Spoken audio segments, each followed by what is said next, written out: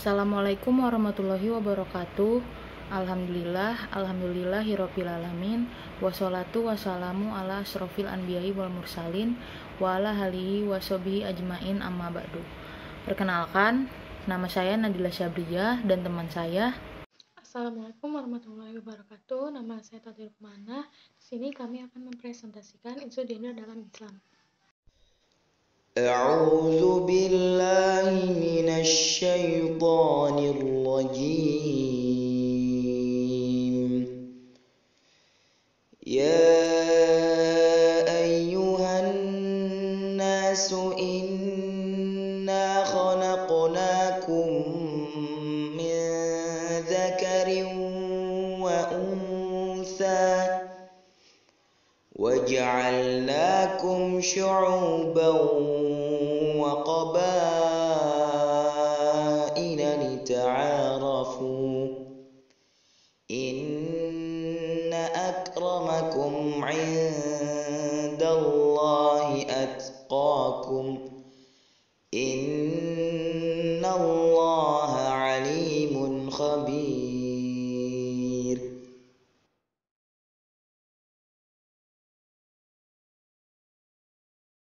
أعوذ بالله من الشيطان الرجيم. بسم الله الرحمن الرحيم. والمؤمنون والمؤمنات بعضهم أولياء بعض يأمرون بالمعروف وينهون عن المنكر ويقيمون الصلاة ويؤتون الزكاة ويطيعون الله ورسوله أولئك سيرحمهم الله إن الله عزيز حكيم. وعد الله المؤمنين والمؤمنات جنات تجري من تحتها الأنهار خالدين فيها ومساكن طيبة في جنات عدن ورضوان من الله أكبر ذلك هو الفوز العظيم.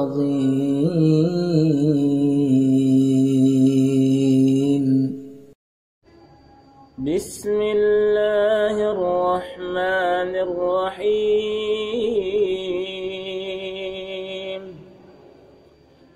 فاستجاب لهم ربهم أني لا أضيع عمل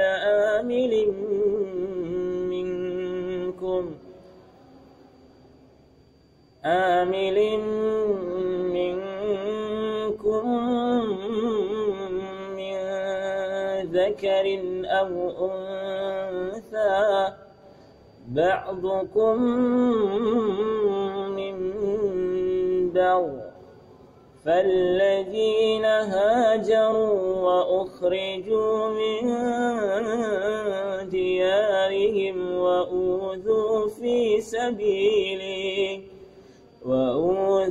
في سبيلي وقاتلوا وقتلوا لأكفرن عنهم سيئاتهم ولأدخلنهم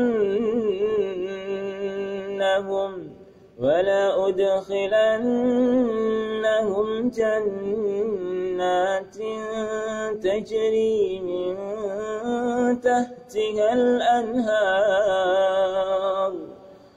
ثوابا من عند الله والله عنده حسن الثواب. لا يغرنك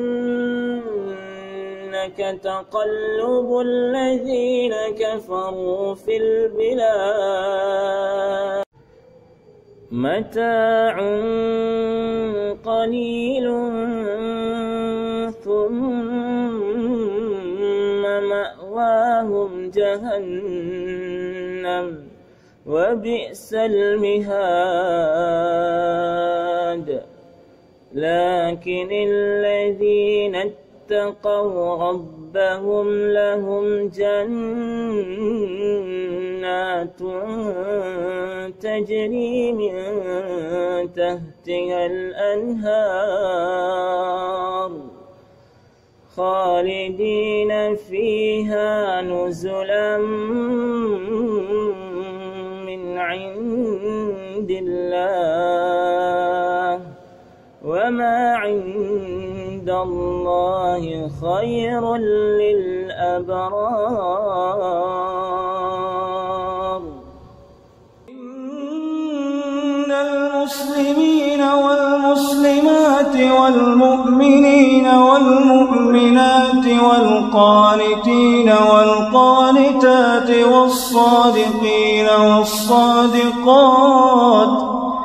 والصادقين والصادقات والصابرين والصابرات والخاشعين والخاشعات والمتصدقين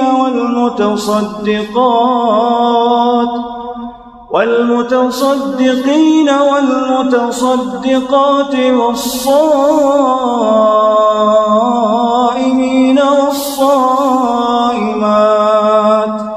والحافظين فروجهم والحافظات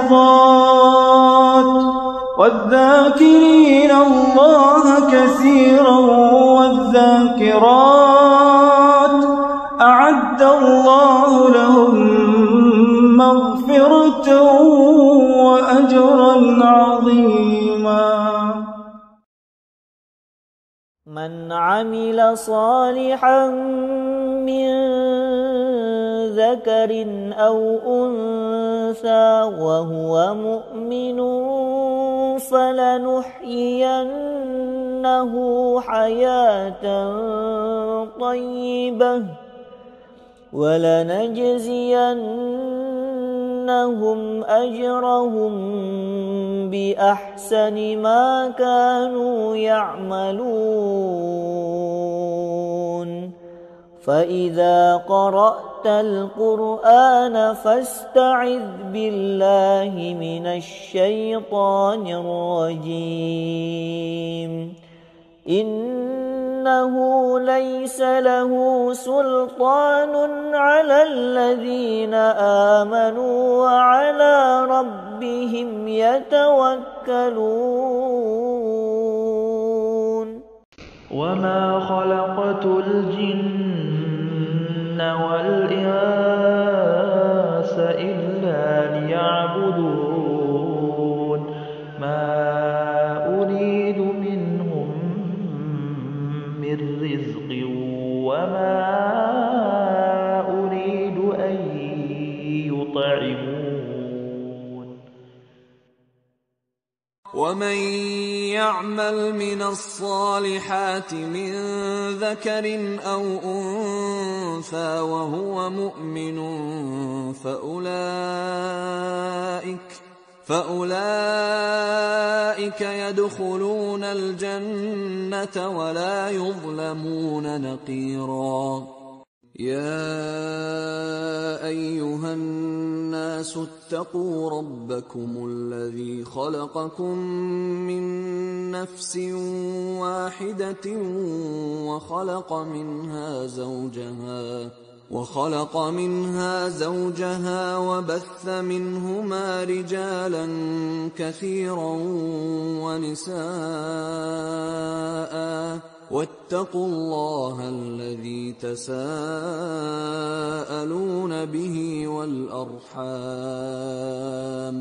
إن الله كان عليكم رقيبا ومن آياته أن خلق لكم من أنفسكم أزواجا لتسكنوا إليها وجعل بينكم مودة ورحمة إن في ذلك لآيات لقوم يتفكرون ولقد كرمنا بني آدم وحملناهم في البر والبحر ورزقناهم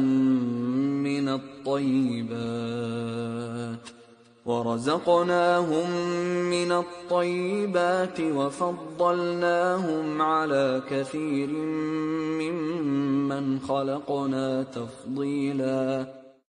Berbicara tentang gender, maka tidak terlepas dengan namanya persoalan jenis kelamin. Hal yang banyak dipersoalkan dalam kajian gender adalah terjadinya diskriminasi antara laki-laki dan perempuan dalam kehidupan masyarakat. Oleh karenanya, yang menjadi tolak ukur munculnya permasalahan itu karena adanya konsep budaya yang sangat susah diubah begitu saja tanpa alasan yang jelas dan rasional dalam memberikan keterangan yang terkait dengan konsep gender. Karena konsep ini membutuhkan tahapan dan rasional, masih terdapat sejumlah kendala, terutama kendala budaya yang sulit terselesaikan. Islam selalu menempatkan semua hal pada posisi yang seimbang. Islam juga menempatkan laki-laki dan perempuan sebagai manusia yang memiliki posisi seimbang dan sama. Meskipun demikian, masih banyak anggapan membedakan peran dan kedudukan laki-laki dan perempuan. Faktor penyebab pembedaan kedudukan ini diantaranya adanya kesalahpahaman dalam mengkonstruksi peran sosial antara laki-laki dan perempuan sebagai akibat dari interpretasi teks suci Al-Quran secara partikular dan terkesan tidak utuh. Hal ini tentu mengakibatkan terjadinya konsepsi-konsepsi yang tidak seimbang dalam menempatkan posisi laki-laki dan perempuan dalam kehidupan masyarakat. Islam telah meletakkan dasar filosofis dan argumentatif dalam menempatkan kedudukan laki-laki dan perempuan secara seimbang. Oleh karenanya, meletakkan kedudukan laki-laki dan perempuan secara seimbang sesuai dengan kadar keimanan dan ketakwaan menjadi salah satu upaya jalan tengah yang harus ditempuh para muslim dan muslimat. Kata gender berasal dari bahasa Inggris gender, berarti jenis kelamin. Dalam Webster's New World Dictionary, gender diartikan sebagai perbedaan yang tampak antara laki-laki dan perempuan dilihat dari segi nilai dan tingkah laku. Di dalam Women Studies Encyclopedia, dijelaskan bahwa gender adalah suatu konsep kultural yang serupa membuat perbedaan atau distinction dalam hal peran, perilaku, mentalitas, dan karakteristik emosional antara laki-laki dan perempuan yang berkembang dalam masyarakat. Dari berbagai definisi di atas, dapat disimpulkan bahwa gender adalah suatu konsep yang digunakan untuk mengidentifikasi perbedaan laki-laki dan perempuan dilihat dari segi sosial budaya yang dapat merubah sesuai dengan perkembangan zaman. Dengan demikian, gender dalam arti ini mendefinisikan laki-laki dan perempuan dari sudut non-biologis. 2. Gender menurut Islam. Gender adalah pandangan atau keyakinan yang dibentuk masyarakat tentang bagaimana seharusnya seorang perempuan atau laki-laki bertingkah laku maupun berpikir. Misalnya pandangan bahwa perempuan ideal harus pandai memasak, pandai merawat diri, lemah lembut, atau keyakinan bahwa perempuan adalah makhluk sensitif, emosional, selalu memakai perasaan. Sebaliknya, seorang laki-laki sering dilukiskan berjiwa pemimpin, pelindung, sebagai kepala rumah tangga, rasional, tegas, dan sebagainya. Dengan singkat, gender secara jenis kelamin sosial yang dibuat masyarakat yang belum tentu benar. Dalam Al-Quran, surat Al-Isra ayat 70 yang memiliki arti, "Dan sungguh kami telah memuliakan anak cucu Adam, dan kami angkut mereka di darat dan di laut. Dan kami beri mereka rezeki dari yang baik-baik, dan kami lebihkan mereka di atas banyak makhluk yang kami ciptakan dengan kelebihan yang sempurna." Bahwa Allah telah menciptakan laki-laki dan perempuan dengan bentuk yang terbaik, dengan kedudukan yang paling hormat. Manusia juga diciptakan mulia dengan memiliki akal, perasaan, dan menerima petunjuk. Oleh karena itu, Al-Quran tidak mengenal pembedaan antara laki-laki dan perempuan, karena di hadapan Allah adalah sama. Laki-laki dan perempuan mempunyai derajat dan kedudukan yang sama, dan yang membedakan antara laki-laki dan perempuan hanyalah dari segi biologisnya. Dalam Al-Quran surat An-Nahl ayat 97 dijelaskan juga, barang siapa mengerjakan kebajikan, baik laki-laki maupun perempuan dalam keadaan beriman, maka pasti akan kami berikan kepadanya kehidupan yang baik, dan akan kami beri balasan dengan pahala yang lebih baik dari apa yang telah mereka kerjakan. Al-Quran tidak mengajarkan diskriminasi antara lelaki dan perempuan sebagai manusia. Di hadapan Allah, lelaki dan perempuan mempunyai derajat dan kedudukan yang sama. Oleh karena itu, pandangan-pandangan yang menyudutkan posisi perempuan sudah selayaknya diubah, karena Al-Quran selalu menyerukan keadilan, keamanan, dan ketentraman, mengutamakan kebaikan dan mencegah kejahatan. Ayat-ayat inilah yang digunakan maqasid al-syariah atau tujuan-tujuan utama syariat. Jika tidak ada penafsiran yang tidak sejalan dengan prinsip-prinsip keadilan dan hak asasi manusia, maka penafsiran itu harus ditinjau kembali. Secara kronologis, asal-usul kejadian manusia tidak dijelaskan oleh Al-Quran. Cerita penciptaan manusia banyak diketahui melalui hadis, kisah Israiliyat, dan riwayat yang bersumber dari kitab Taurat, Injil, dan Talmud. Substansi asal-usul kejadian Adam dan Hawa juga tidak dibedakan secara tegas. Memang, ada isyarat bahwa Adam diciptakan dari tanah, kemudian dari tulang rusuk Adam diciptakan Hawa. Namun isyarat ini diperoleh dari hadis-hadis. Kata Hawa yang selama ini dipersepsikan sebagai perempuan yang menjadi istri Adam sama sekali tidak pernah disinggung dalam Al-Quran. Bahkan, klaim bahwa Adam sebagai manusia pertama dan berjenis kelamin laki-laki masih dipertemukan oleh beberapa kalangan. A'udzu billahi minasy syaithanir rajim.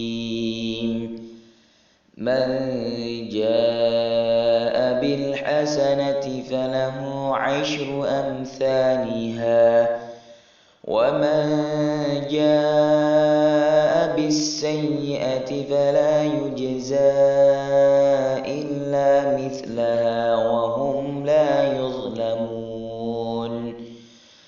Qul innani hadani rabbi ila siratin mustaqimin dinan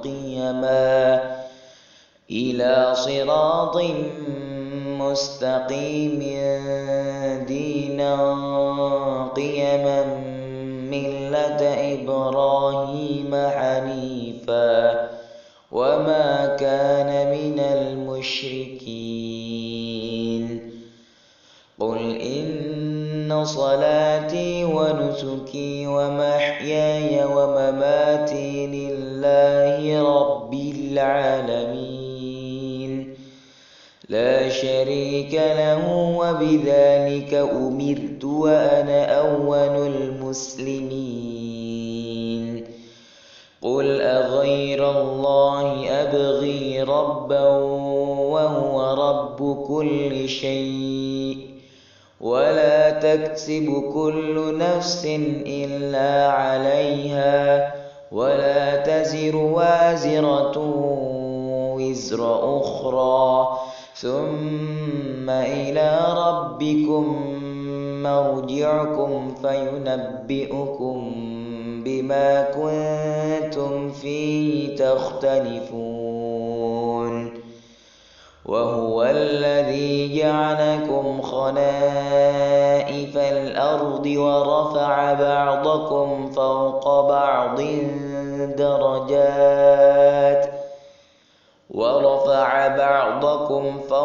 بعض درجات ليبلوكم فيما آتاكم إن ربك سريع العقاب وإنه لغفور رحيم.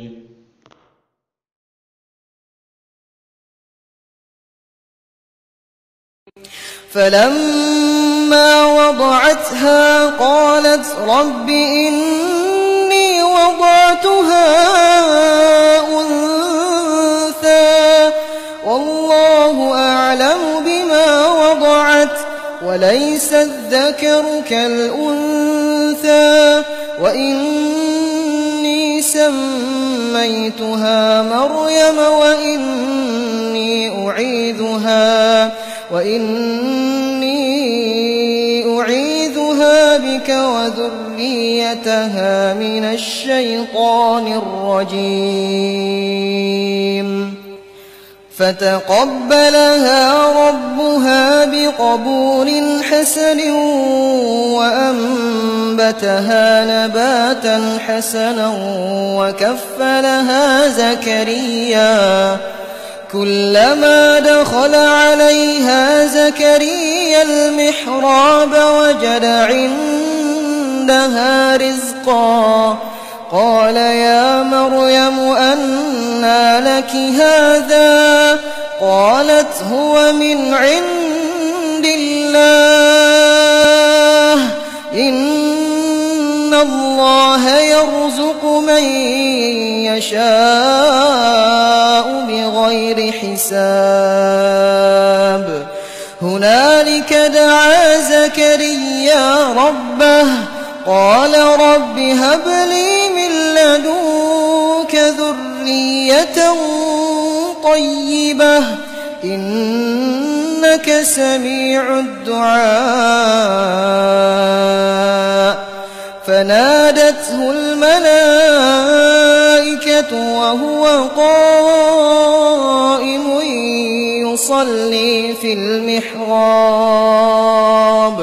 أن الله يبشرك بيحيى مصدقا بكلمة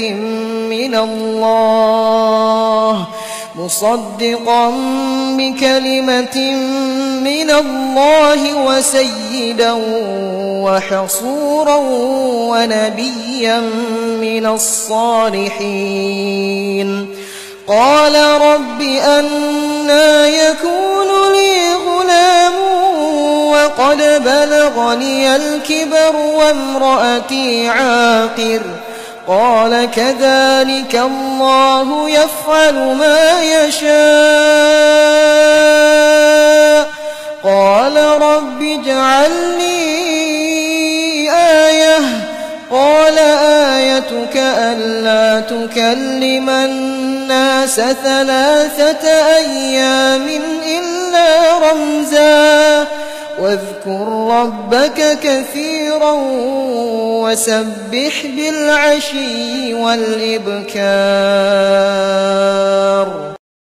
الرجال قوامون على النساء بما فضل الله بعضهم على بعض وبما أنفقوا من أموالهم فالصالحات قانتات حافظات للغيب بما حفظ الله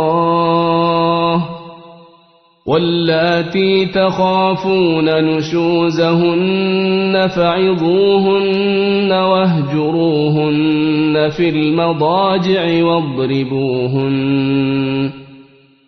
فإن أطعنكم فلا تبغوا عليهن سبيلا إن الله كان عليا كبيرا وإن خفتم شقاق بينهما فابعثوا حكما من أهله وحكما من أهلها إن يريدا إصلاحا يوفق الله بينهما إن الله كان عليما خبيرا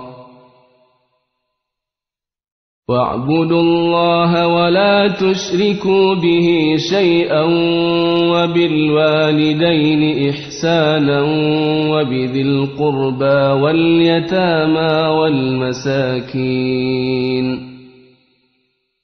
وبذي القربى واليتامى والمساكين والجار ذي القربى والجار الجنب والصاحب بالجنب وابن السبيل وما ملكت أيمانكم إن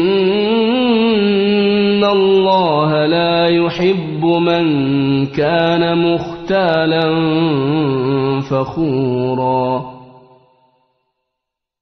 الذين يبخلون ويأمرون الناس بالبخل ويكتمون ما آتاهم الله من فضله وأعتدنا للكافرين عذابا مهينا والذين ينفقون أموالهم رئاء الناس ولا يؤمنون بالله ولا باليوم الآخر ومن يكن الشيطان له قرينا فساء قرينا وماذا عليهم لو آمنوا بالله واليوم الآخر وأنفقوا مما رزقهم الله وكان الله بهم عليما إن الله لا يظلم مثقال ذرة وإن تك حسنة يضاعفها ويؤت من لدنه أجرا عظيما فكيف إذا جئنا من كل أمة بشهيد وجئنا بك على هؤلاء شهيدا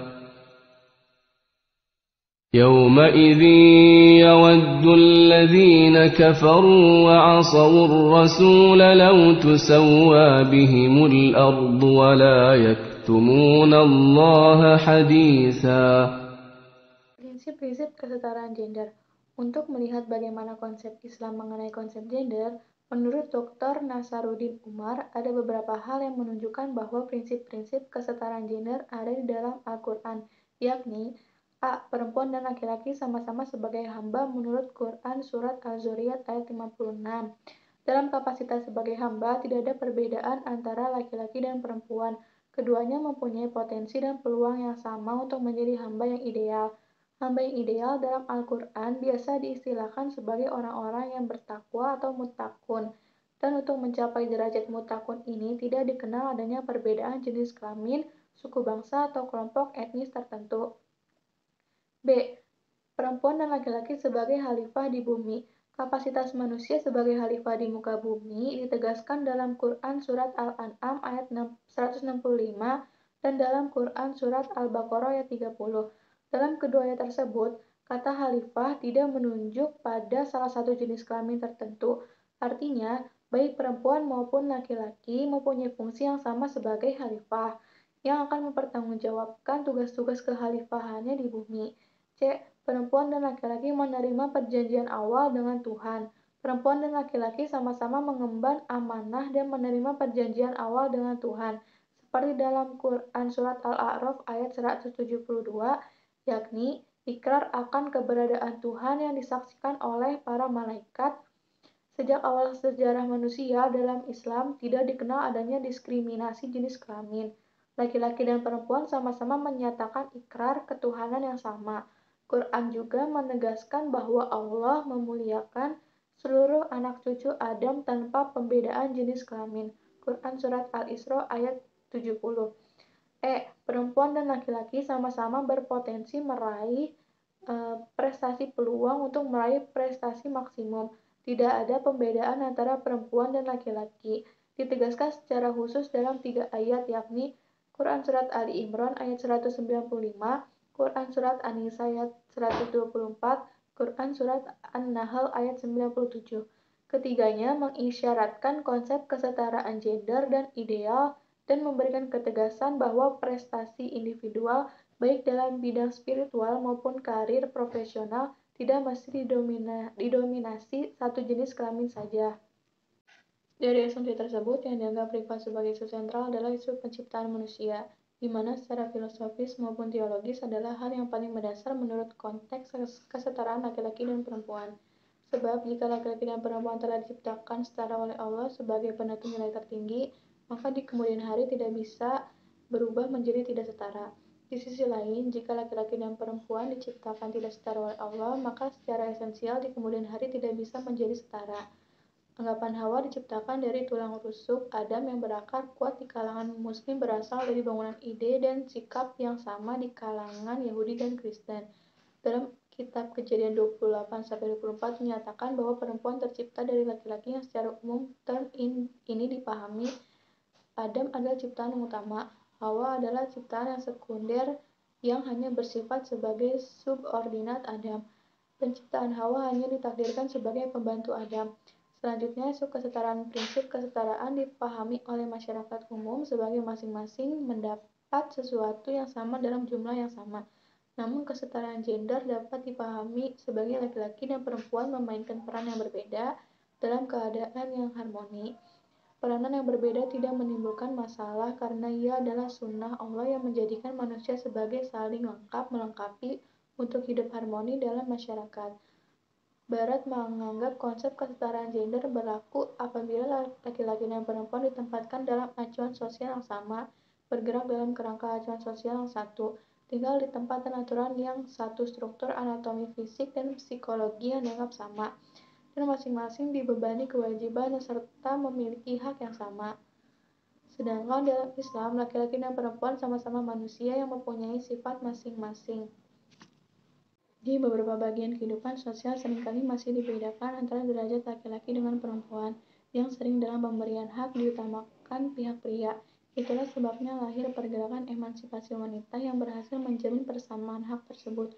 UDHR telah menjamin hak wanita sederajat dengan pria tanpa diskriminasi, dan negara-negara OKI menjamin pula hak wanita sederajat dengan pria terlihat pada pasal 6 yang berbunyi, 1. Wanita memiliki hak yang sama dengan pria dalam mempertahankan derajat kemanusiaannya dan memiliki hak-hak untuk menikmati hak persamaan tersebut, di samping melaksanakan kewajiban-kewajibannya, memiliki hak sipil dan kebebasan yang berhubungan dengan keuangan, dan hak untuk menjaga nama baik dan keturunannya.